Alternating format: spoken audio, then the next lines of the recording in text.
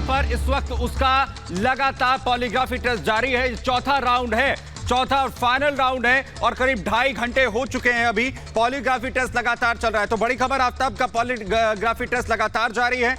Rohini FSL lab में यह polygraphy test चल रहा है और आज का दिन बहुत इंपॉर्टेंट है पॉलीग्राफी टेस्ट के लिहाज से, क्योंकि अभी तक तकरीबन 100 सवालों की जो फहरिस्त है वो पूछी जा चुकी है और जो बाकी सवाल हैं जो इस श्रद्धा मर्डर केस में अहम खुलासा यहां पर कर सकते हैं वो आज पूछे जाएंगे। बिल्कुल, और दीपेश हमारे साथ वहीं एफएसएल लैब के बाहर मौजूद है, हमारे साथ जुड़ गए हैं। दीपेश, जरा बताइए, 2.5 घंटे 100 सवाल लगातार, यही कहा जा रहा है कि गुमराह करने की कोशिश करा, लेकिन क्या जानकारी अंदर से अभी तक?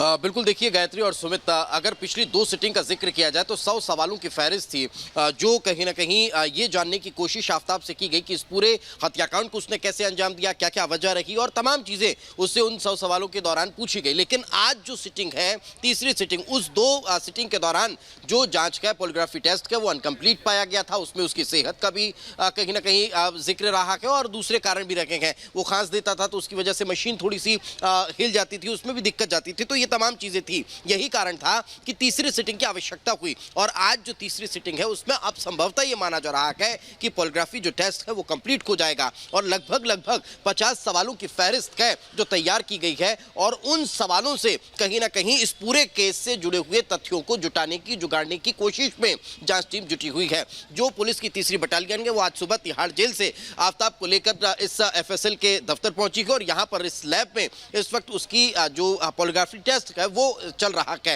अब ये जानने का प्रयास हो रहा है कि जो आफ्ताब जांच पड़ताल में चीजों को बता रहा है उसमें कितनी सत्यता है, सच्चाई है या फिर वो कहीं ना कहीं इस केस को डिस्ट्रैक्ट कर रहा है, इन पूरी जांच पड़ताल को कहीं ना कहीं अब अलग एंगल पर ले जा रहा है, गुमराह करने की कोशिश कर रहा है। उस सत्यता की जांच। बिल्कुल दीपेश, हम आपके पास लौट रहे हैं, आप वहीं पर बने रहिए। 2.5 घंटे से लगातार आफ्ताब का जो पॉलीग्राफी टेस्ट है वो लगातार जारी है और जानकारी ये कि ये आखिरी चरण है, चौथा चरण है और इस चौथे चरण के तहत लगातार उससे सवाल जवाब किए जा रहे हैं। अभी तक 100 सवाल उसके सामने रखे जा चुके हैं, लेकिन कई ऐसे सवाल हैं जिनका जवाब अभी तक निकलकर सामने नहीं आ पाया है। आपको यह भी बता दें कि अब 2.5 घंटे से लगातार जारी है सवाल जवाब का सिलसिला। कौन कौन से सवाल किए जा रहे हैं इस रिपोर्ट में देखिए।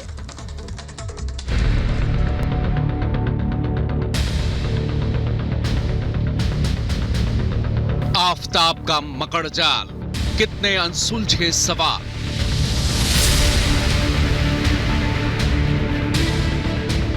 श्रद्धा पर वार, कहां है हथियार। शव के 35 टुकड़े, कहां हैं सिर और कपड़े।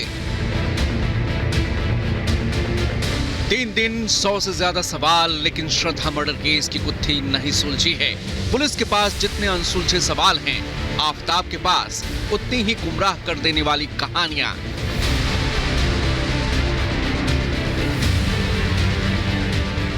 पॉलीग्राफ टेस्ट में आफ्ताब से 16 घंटे तक पूछताछ हो चुकी है। 100 से ज्यादा सवाल दागे जा चुके हैं।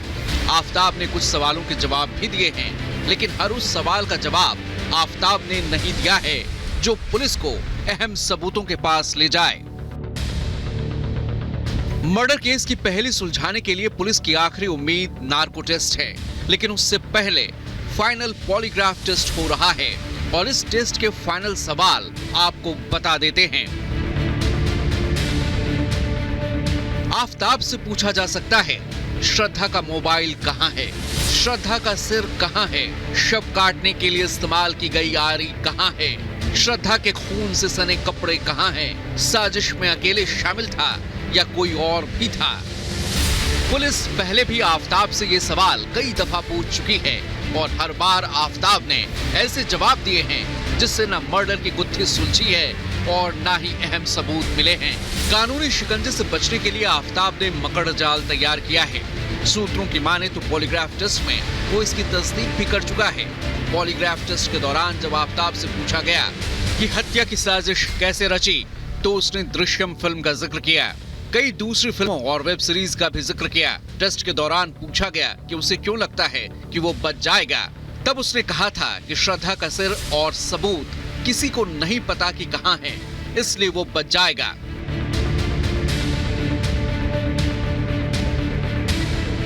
श्रद्धा के सिर, कपड़े और हथियार को लेकर आफ्ताब अभी तक गोलमोल जवाब ही देता रहा है। हथियार की लोकेशन कभी उसने गुरुग्राम बताई तो कभी महरौली के जंगल और कभी महाराष्ट्र। श्रद्धा के सिर मोबाइल को लेकर भी आफताब ने जो जानकारियां दी हैं वो भी पुलिस के ज्यादा काम नहीं आई है। Bureau report, Republic Bharat.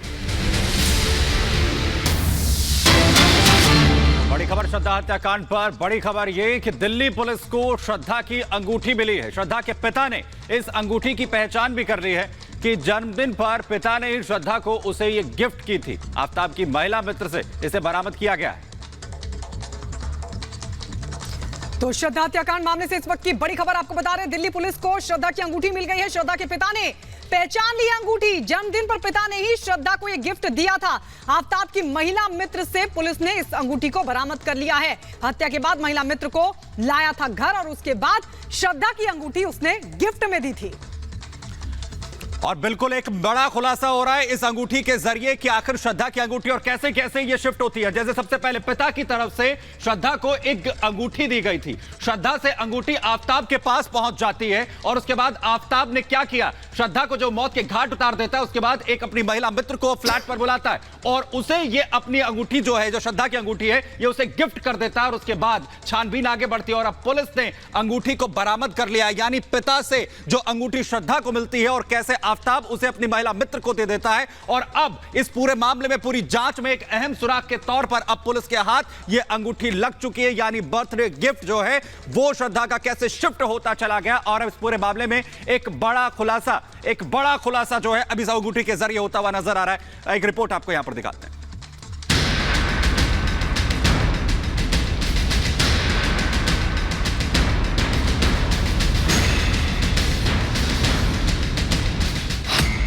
पिता ने दिया तोहफा, आफताब ने दिया धोखा।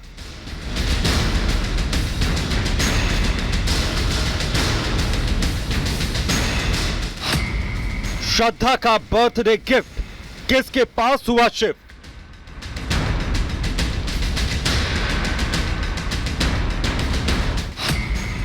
जंगल में मिले बाल, अनसुलझे सवाल।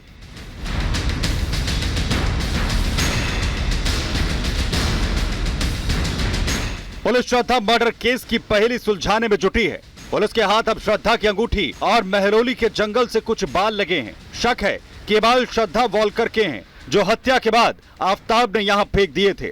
सूत्रों का कहना है कि पुलिस ने श्रद्धा की जो अंगूठी बरामद की है उसकी पहचान पिता विकास वॉलकर ने कर ली है।